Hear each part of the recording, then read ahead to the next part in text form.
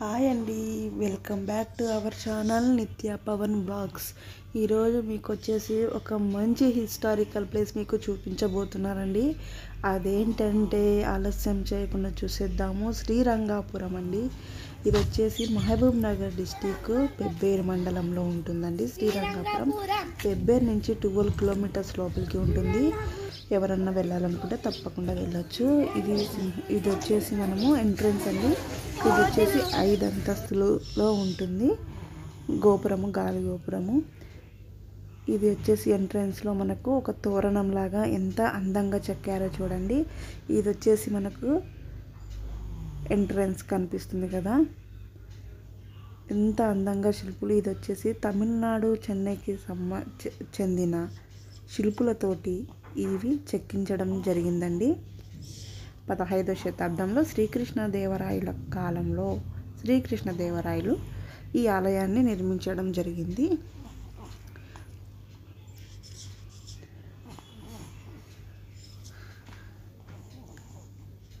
మీరు చూడండి ఎంత అందంగా ఉన్నాయో. ఇక్కడ నుంచి మనము ఇక్కడ అల్వార్లు అండి. ఇక్కడ నుంచి మనము లోపలికి వెళ్తున్నాము. ఇది చాలా అంటే చాలా అందంగా ఉంటుందండి టెంపుల్ అయితే. ఇక్కడ మూవీ షూటింగ్స్ కూడా జరుగుతూ ఉంటాయి. ఇక్కడ షూటింగ్స్ కూడా తీస్తూ ఉంటారు.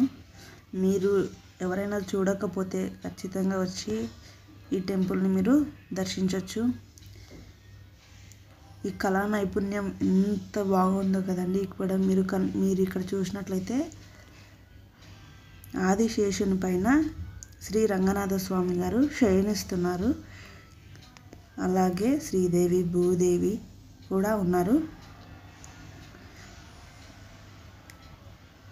ఎంత అందంగా చెక్కారో కదండి. ఆదిశేషుని పైన పవర్ శయనించినారు. ఇక్కడ మీకు ఎంట్రన్స్లో అంత పచ్చగా గ్రీనరీ మనకి ఎంత అందంగా కనపడుతుందో చూడండి. చాలా అందంగా ఉంది కదా. ఇక్కడ వచ్చేసి చాలా పక్షులు కూడా కనపడుతుంటాయి మీకు. ఇక్కడ గరుడ పక్షి కూడా తిరుగుతూ ఉంటుందంటారు. ఒకవేళ కనిపిస్తే నేను మీకు తప్పకుండా వీడియోలో చూపిస్తాను. ఇక్కడ వచ్చేసి ఇది శ్రీకృష్ణదేవరాయలు 15వ శతాబ్దంలో ఈ ఆలయాన్ని నిర్మించడం జరిగింది. ఈ ఆలయాన్ని నిర్మించడానికి దాదాపు 100 సంవత్సరాలు పట్టింది.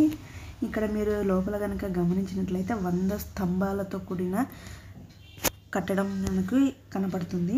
100 సంవత్సరాలు 100 మంది కూలీలతో ఈ ఆలయంని నిర్మించారు.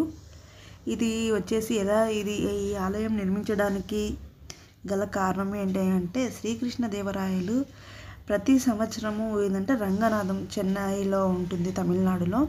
అక్కడ ఉన్న ఈ శ్రీ రంగనాథ స్వామికి దర్శించేవారంట ప్రతి సంవత్సరము. ఆయనకు ఏమని పడిందంటే మనసులో మన రాజ్యంలో కూడా ఇటువంటి ఆలయాన్ని నిర్మించాలి అనేది ఆయన మనసులో పడిందంట. ఇక్కడ చూస్తున్నారు కదండి, ఇది మహబూబ్ నగర్ డిస్టిక్లోనే అతి పెద్ద చెరువు అంటండి. ఈ చెరువుతోటి మొత్తము 200 ఎకరాల భూమి మనకు సాగు అవుతుందంట. ఇది చాలా పెద్ద చెరువు. ఇక్కడ మనకి ఇది చూసినట్లయితే ఇక్కడ బోటింగ్ కూడా జరుగుతూ ఉంటుంది. ఇప్పుడు మనము ఈ సింహద్వారం నుంచి లోపలికి వెళ్ళిపోతాము. ఇది వచ్చేసి బయట నుంచి అండి. ఇక్కడ నుంచి నేను చూపిస్తున్నాను. ఇప్పుడు సింహద్వారం నుంచి లోపలికి అయితే ఆలయం లోపలికి మనం వెళ్ళిపోదాము.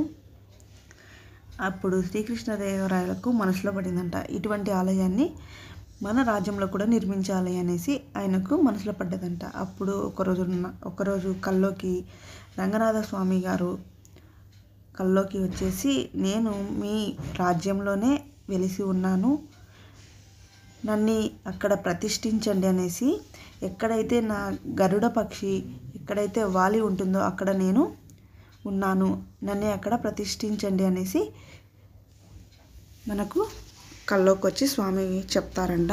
అప్పుడు పొద్దున లేచి చూడంగానే గరుడ పక్షి కనపడుతుందంట శ్రీకృష్ణదేవరాయల వారికి.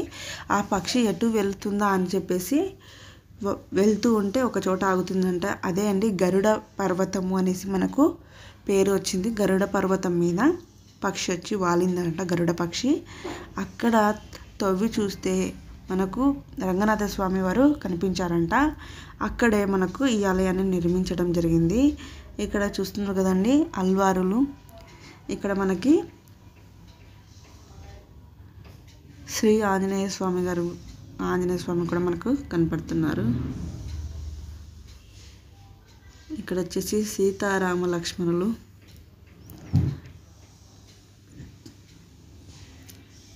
ఇది చాలా అందంగా ఉందండి టెంపుల్ లోపల. తప్పకుండా మీలో ఎవరైనా చూడకపోతే చూడండి. ఇది గరుడ పర్వతం మీద ఉంటుందండి. ఇక్కడ అండి ఈ కింద స్వరంగం అండి. ఈ స్వరంగం నుండే స్వామివారి అభిషేకానికి నీళ్ళు తెస్తూ ఉంటారు. చూస్తున్నారు కదండి, ఇవి వచ్చేసి స్తంభాలు, మొత్తం 100 స్తంభాలతో కూడిన గుడి అండి ఇది.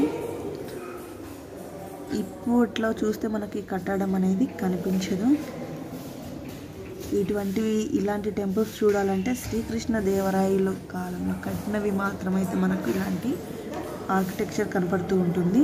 ఇప్పుడు మనం ప్రజెంట్ చూస్తే కనుక ఇలాంటివి కనిపించవు. కాబట్టి ఇలాంటివి మీకు చూపించడానికి నేనైతే మంచిగా చూపించడానికి ట్రై చేస్తూ ఉన్నాను. ఇక్కడ వచ్చేసి వెంకటేశ్వర స్వామి అండి. నెక్స్ట్ వచ్చేసి మనము ఇంకొక టెంపుల్కి వెళ్ళిపోదాము. ఇప్పుడు మీకు ఒక అందమైన కట్టడం చూడండి. అటు ఇటు మొత్తం స్తంభాలే కనపడుతూ ఉన్నాయి కదా మనకి. చాలా బాగుంది కదా టెంపుల్. ఇక్కడ వచ్చేసి శ్రీ మహాలక్ష్మి అమ్మవారండి. మహాలక్ష్మి అమ్మవారు కనపడుతున్నారు ఇక్కడ మనకి. ఇక్కడ నుంచి వచ్చేసి మనము రంగనాథ స్వామి ఆలయంలోకి వెళ్ళిపోదాము. ఒక ప్రదక్షిణ లాగా చేస్తూ మీకు బయట ఉన్నటువంటి చూపించేస్తున్నాను. మహాలక్ష్మి అమ్మవారు. ఇక్కడ నుంచి మనము లోపలికైతే వెళ్ళిపోదాము. మీలో ఎంతమందికి నా వీడియో నచ్చినట్లయితే నా వీడియో కనుక మీకు తప్పకుండా లైక్ చేయండి, షేర్ చేయండి, కామెంట్ చేయండి. కొత్తగా నా వీడియో చూస్తున్న వాళ్ళైతే సబ్స్క్రైబ్ చేసుకోండి.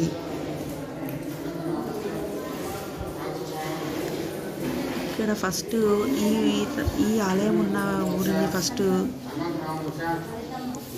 ఒక ఊరిలాగా ఉండేది ఇది. ఇప్పుడు మనకి ఇక్కడ కనపడుతుంది కదండి, ఇక్కడే రంగనాథ స్వామి ఉన్నారు. ఇంకా స్వామిని కూడా చూపించేస్తాను. ఆదిశేషునిపై ఉన్న రంగనాథ స్వామి, శ్రీదేవి భూదేవి సమేత రంగనాథ స్వామి వారిని మీరు దర్శించవచ్చు. తప్పకుండా హారతి కూడా తీసేసుకోండి.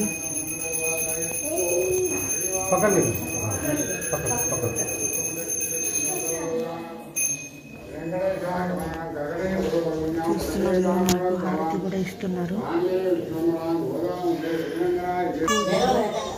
హారతి కనపడుతున్నారు కదా లోపల. గర్భగుడిలో యాక్చువల్గా అయితే కనుక కెమెరా, వీడియోస్, ఫొటోస్ తీయకూడదు. కాకపోతే నేను రిక్వెస్ట్ మీద తీశాను. చూడండి, ఇక్కడ చుట్టూ మనకు గంటలు కూడా కనపడుతున్నాయి చుట్టూ పెద్దది. ఇది వచ్చేసి మనం ఇంకా బయటకు వెళ్ళిపోతున్నాము. చూడండి ఒకసారి వ్యూ అంతా ఇలా ఉందో. ఇది బయట నుంచి చూస్తే ఇలా ఉంటుంది. ఇప్పుడైతే బయట ఇది వచ్చేసి కళ్యాణ మండపం అండి. మనకు స్వామివారికి జరిగే ఉత్సవాలన్నీ ఇక్కడ జరుగుతూ ఉంటాయి. కళ్యాణం కానీ మరి ఏ ఇతర ఉత్సవాలైనా సరే ఇక్కడ జరుగుతూ ఉంటాయి. మనకు అక్కడ ఒకటి కనపడుతుంది కదా, అది వంటశాల అండి. అంటే ఏమైనా ఉత్సవాలు జరిగినప్పుడు ప్రసాదాలు కానీ అలాంటివన్నీ అక్కడ తయారు చేస్తూ ఉంటారు. ఇక్కడ నుంచి మీకు చెరువు వ్యూ అనేది ఎలా ఉంటుందో చూపిస్తాను రండి. కానీ గ్రీనరీ మాత్రం చాలా బాగుంది కదండి, చాలా బాగా మెయింటైన్ చేస్తారు ఇక్కడ. చెరువు అండి, అసలు కన్ను చూపు మేర వాటర్ అయితే కనపడుతూ ఉంటుంది. చూసారు కదా మీరు కూడా, కన్ను చూపు మేర కనపడుతూ ఉంటుంది.